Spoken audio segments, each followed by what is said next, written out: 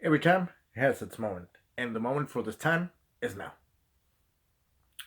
Welcome to the Plutonian Show. My name is Roberto Alba, and today we're going to talk about the lunar eclipse in the sign of Taurus that took place on November 8th of the year 2020. First up, we're going to talk about what a lunar eclipse is compared to a solar eclipse.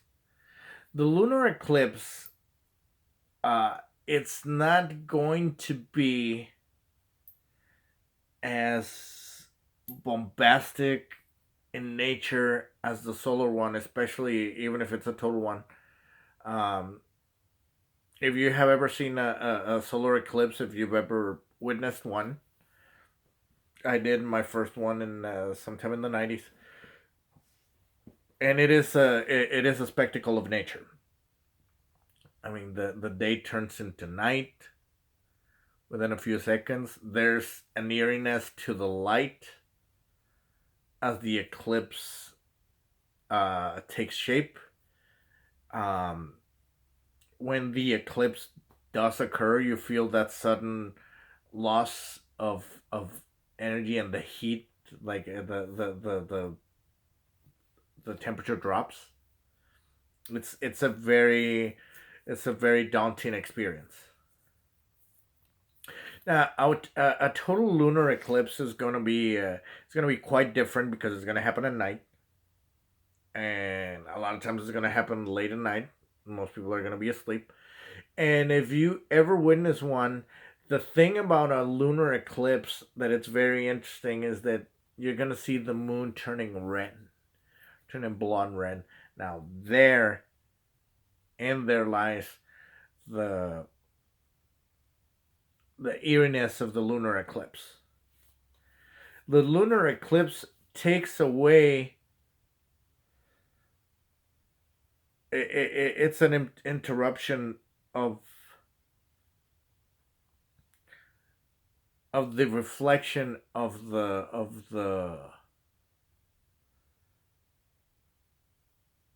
light of the sun reflected by the moon.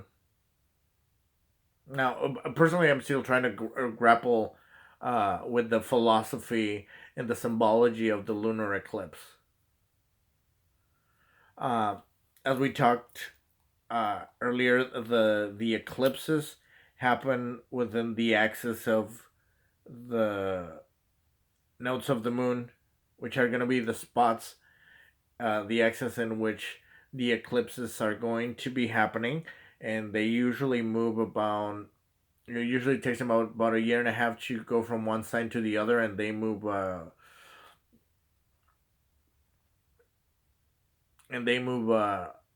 counter to the zodiacal wheel, so they actually move clockwise.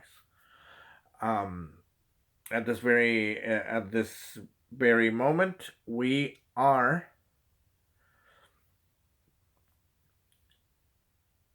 experiencing the lunar nodes with the north node in Taurus and the south nodes and the south node in the side of Scorpio. Usually, the north node is going to attract. It's going to be the point where the energy is going to be focused in, where the energies are going to be growing, and the north node and the south node is going to be the point where the energies are going to be declining.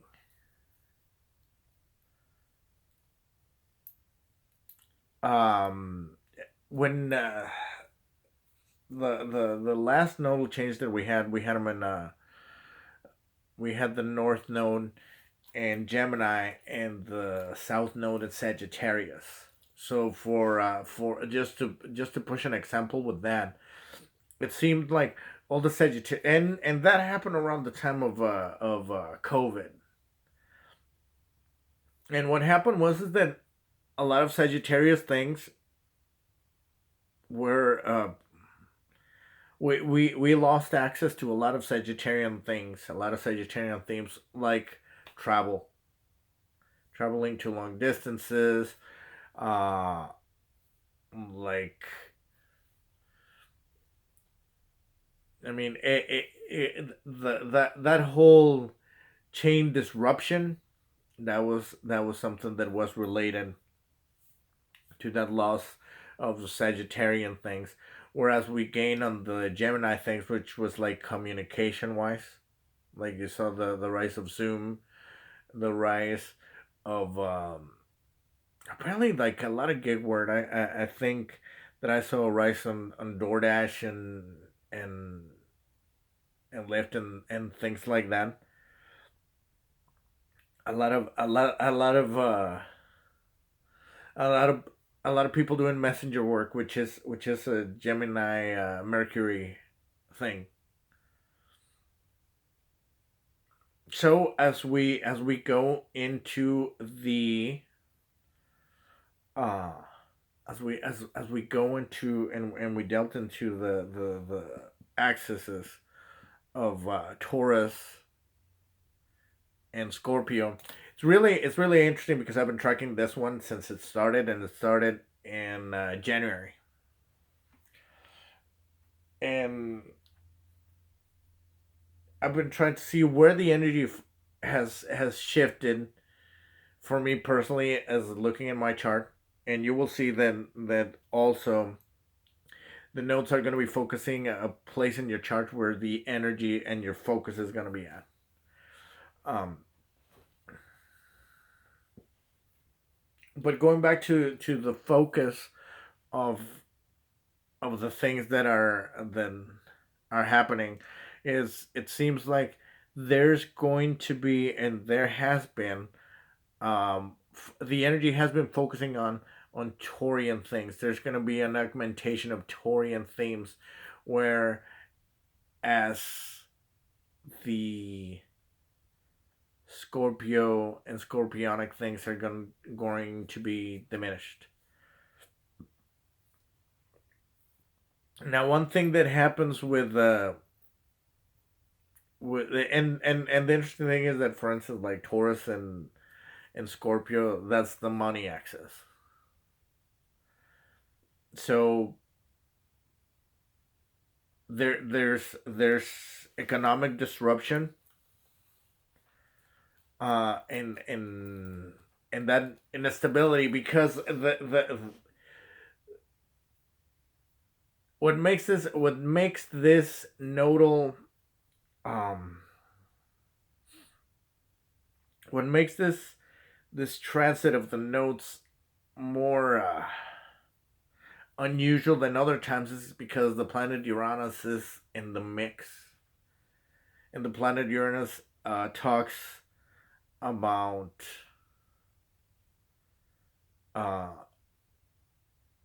sudden changes and disrupts the planet Uranus will disrupt the energy of any sign that it gets into just because he does that.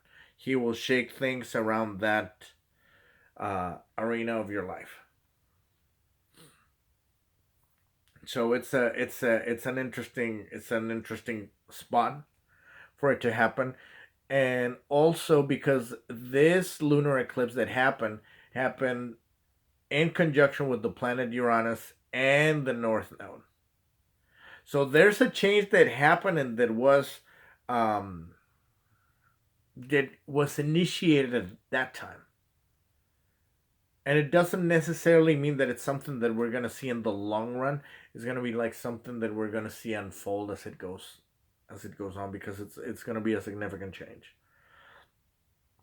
Also, the planets that were on the south node were the Sun and Venus, and there was a square with the planet Saturn because Saturn has been in the sign of Aquarius and has been squaring Uranus for the past since 2021, and it's been we have been feeling that Saturnian energy. It's like Saturn is like the red light in uh, in our way to work. So we're feeling that disruption definitely, but that disruption is gonna end because Saturn is moving through Aquarius and very soon is gonna enter the sign of Pisces.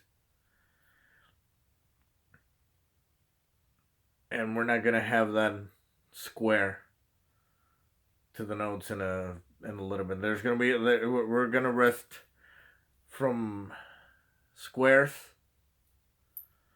Uh, Pluto's gonna enter Aquarius, but it's probably not going to. Uh,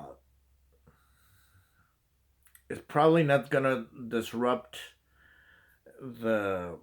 It's not gonna square Uranus through the remaining of his transit. It will maybe, and I'm gonna have to look, but it will at some point square the nodes because Pluto is going to enter the sign of Aquarius in 2023, and we still have some more eclipses going in that nodal chart.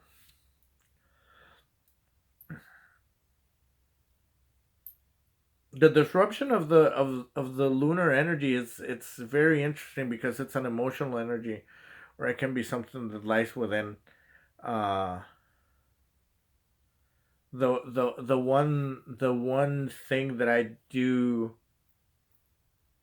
that I did notice something that happened very recently was that the voice actor Kevin Conroy, who used to who voiced the character of Batman since the 90s, passed away on November the 11th.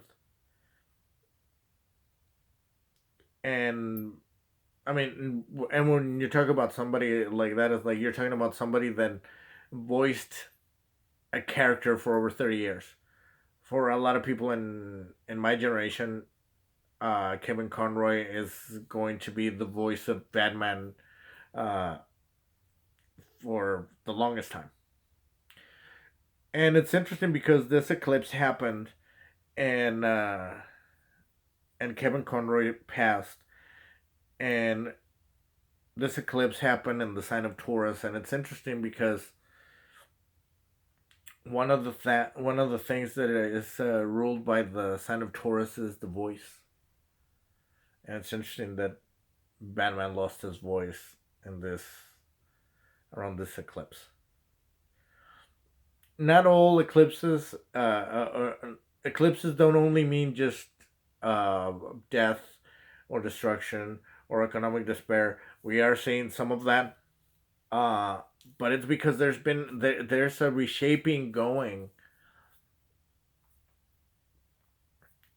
and we're going to see that shift, that volatility that Uranus brings to the mix, because Uranus brings disruption and chaos to any sign that it moves in, and it's going to be hardly felt in the sign of Taurus because Taurus is the most stable sign in the wheel. So whenever you have Uranus making a transit through Taurus, you're going to see a huge disruption of energy. So, but like every like every like every transit, it's gonna pass, and this too shall pass. So, if some of you are feeling that that the cards that you were dealt are not ideal, and that, I mean, we're all in this together. The only hope that I can give you is that this too shall pass. That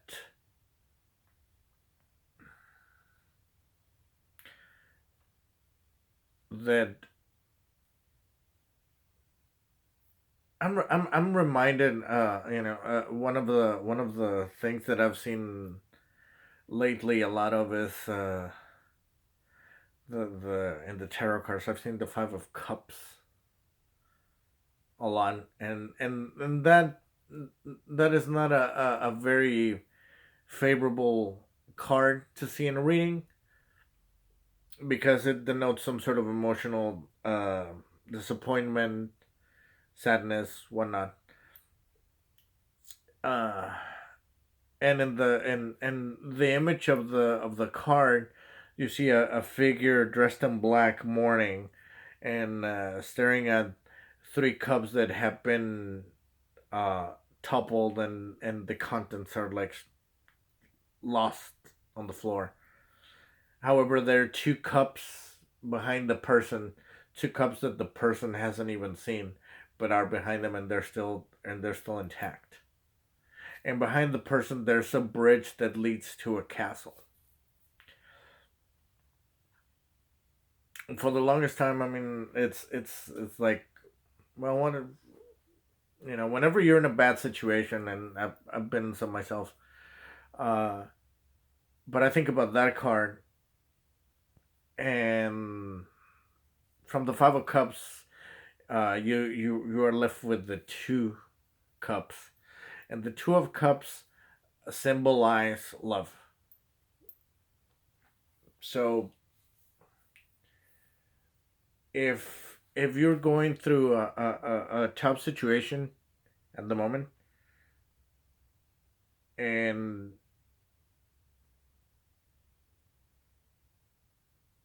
remember the people that you love and the people that love you, and reach out of that energy. Sometimes we are emptied of the material, so that we can focus on on the on the spiritual. I mean, I know it's not ideal because we don't live in an emotional world, but you know what?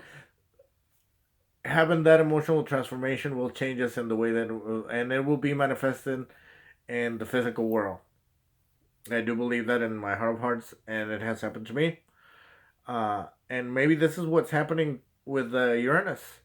When Uranus has a lunar eclipse in the sign of Taurus, it's disrupting that Taurian energy of the physical realm, and it's like, hey, dude, it's like and working and just focusing on work, or focusing.